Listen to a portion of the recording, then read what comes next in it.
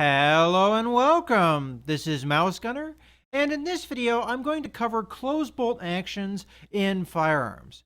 And with this video, I'm going to depart a bit from my standard format, as I feel I have covered how close bolt actions work throughout my How Firearms Work series. So, the main focus of this video is going to be a discussion of the strengths and weaknesses of the closed bolt action so that there is a direct comparison to the open bolt action video I made previously. But first, I'll give a brief description of what a closed bolt action is for those that have not seen my previous videos. The closed bolt action begins with the bolt or slide in the fully forward position before the round in the chamber is fired, which is the direct opposite of an open bolt action, which starts with the bolt held back to the rear and the round is not chambered until the trigger is pulled and the bolt drops forward. With a closed bolt action, the trigger pull is going to drop either the hammer, which in turn strikes the firing pin, or a striker, which acts directly on the primer and the base of the cartridge. In a semi-automatic firearm, once the firing pin or striker strikes the primer, the powder charge of the cartridge ignites, and the recoil energy of the resulting expanding gases either directly, in the case of recoil or blowback operated systems, or indirectly, in the case of gas operated systems, pushes the bolt or slide to the rear. In manually operated firearms, such as bolt action and lever action firearms, the shooter drives the bolt to the rear. As the bolt moves to the rear, it extracts and ejects the spent cartridge case, and when the bolt is brought back forward, either by the recoil spring in the case of a semi-automatic firearm, or by the user in the case of a manually operated one, it will feed the next round in the chamber ready to be fired again. With that being said, let's move on to the strengths and weaknesses of a closed bolt action. The first of which is the relatively short lock time when compared to an open bolt action. Lock time, put simply, is the amount of time it takes for the cartridge to be fired off after the trigger is pulled. So in the case of the example here, it is the time it takes from the point the sear releases the hammer to the point the firing pin strikes the primer and ignites the cartridge.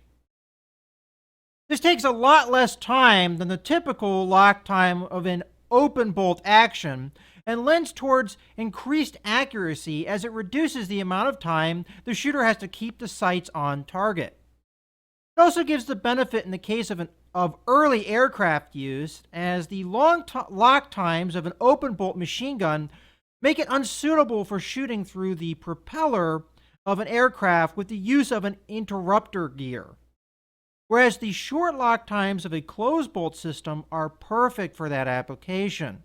The second main strength is the closed nature of the action, which does a better job of keeping the action sealed and free of dirt and other fouling. Of course, if the action is open in other ways, it is still vulnerable to contamination, so a closed bolt action is only as good at keeping out dirt as the overall design of the action allows, but definitely has a leg up over an open bolt action in this regard. One attribute of a closed bolt design that can be looked at as either a strength or weakness, depending on what you're looking for in the function of a firearm, is its inclination to being fired in semi-automatic mode, due to the action having to have some mechanism to keep the hammer or striker from dropping until the bolt is fully forward in battery.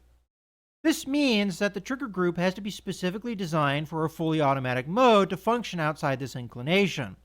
This is the exact opposite way an open bolt firearm works, which has a tendency to fire in fully automatic unless the trigger group is specifically designed for it to function otherwise.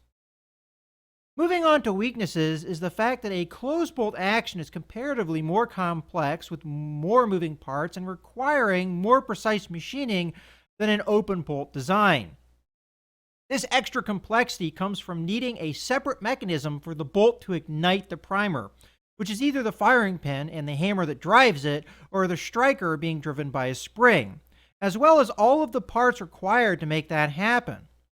The result is more production costs, which result in more expensive firearms for the consumer. Another inherent weakness is the fact that a closed bolt action is more susceptible to a round cooking off than an open bolt action. This occurs when the action becomes so hot from continuous shooting that the heat alone is enough to ignite the powder charge in the cartridge.